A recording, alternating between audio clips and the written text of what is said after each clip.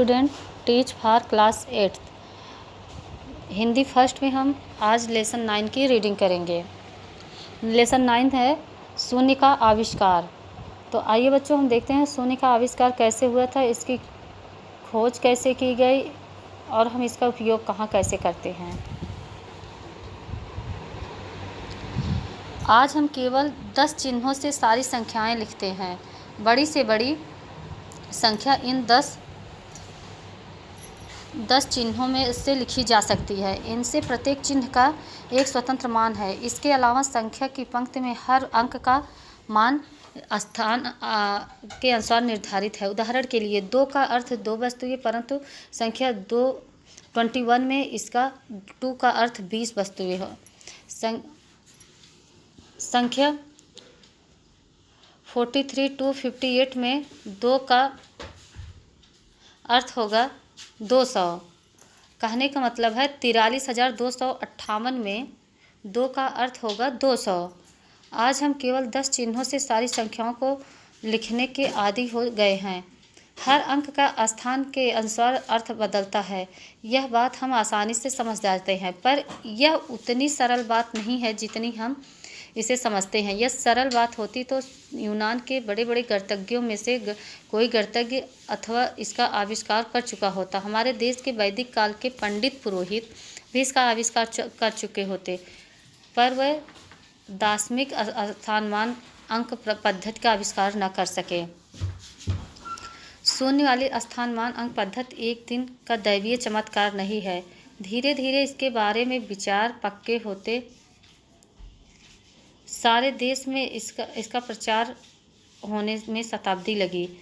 इस नई अंक पद्धति की खोज होने पर भी लगभग 1000 वर्षों तक हमारे देश में पुरानी अंक पद्धति का व्यवहार होता रहा। न केवल अपने देश में बल्कि विदेशों में भी इस अंक पद्धति को सरलता से स्वीकार नहीं किया गया।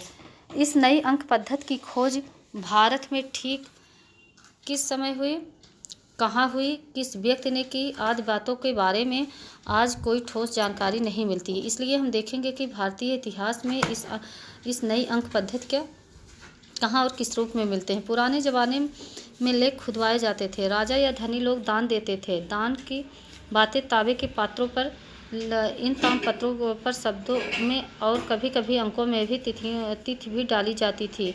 ऐसे ही एक दान पात्र हमें प्राप्त हुआ। इस नई पद्धति के अंक देखने को मिलते हैं।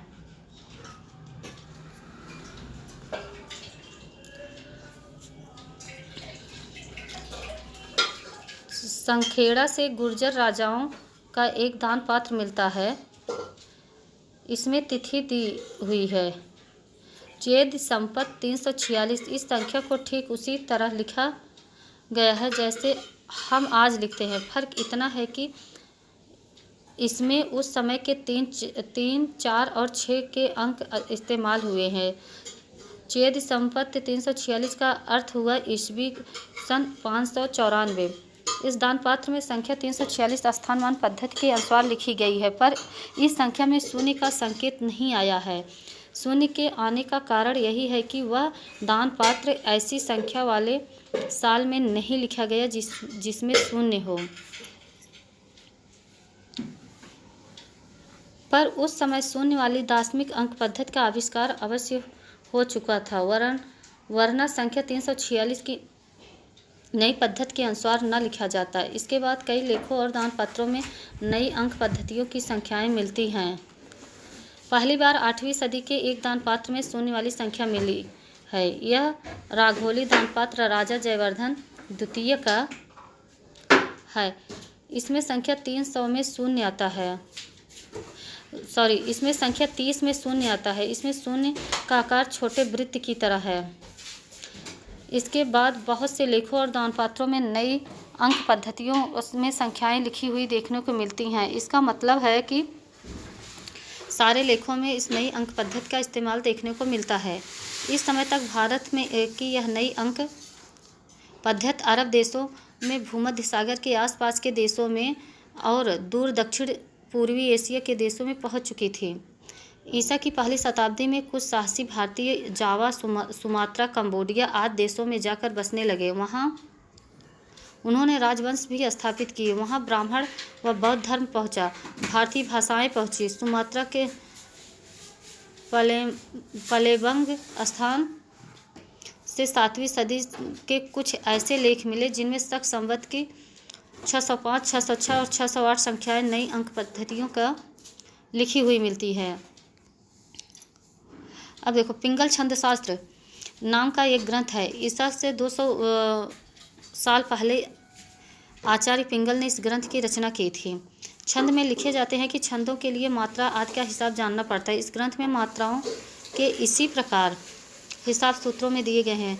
हिंदी में द्विवर्धे रूप शून्यम द्विवीय शून्य आदि सूत्र आते हैं। हिसाब कुछ ऐसा है, यहाँ अभाव या घटाने के अर्थ में शून्य का इस्तेमाल हुआ है। यह भी पता चलता है कि पिंगल के समय में शून्य के लिए कोई सांकेतिक चिन्ह रहा होगा, पर उसका रूप किस प्रकार का था हम नहीं जानते। हम यह भी नहीं जानते कि उस समय इस शून्य के नई अंक पद्धति के लिए इस्तेमाल होने लगा था या नहीं, परंतु इतना निश्चित है कि शून्य वाली धारणा पक रही थी।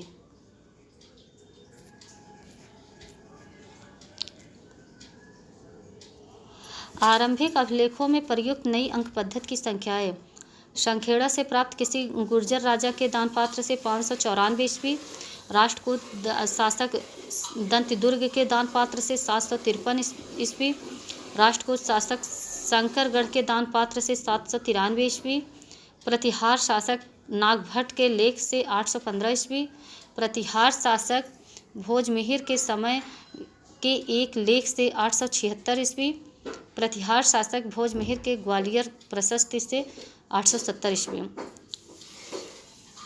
जैन ग्रंथ अनुयोग द्वार सूत्र में आई हुई एक बड़ी संख्या का उल्लेख हम पहले कर चुके हैं। इस ग्रंथ में अंक स्थान शब्द आया है, जो अंकों के स्थान अर्थ वाला हो सकता है। वायु और अग्नि पुराणों में भी अंक स्थान और 10 गुणोत्तर संख्याओं के उदाहरण मिलते हैं।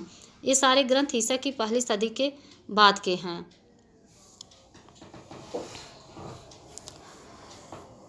करीब 90 साल पहले पेशावर जिले के भागशाली गांव में एक किसान ने भोजपत्र पर लिखी हुई गणित की पोथी मिली।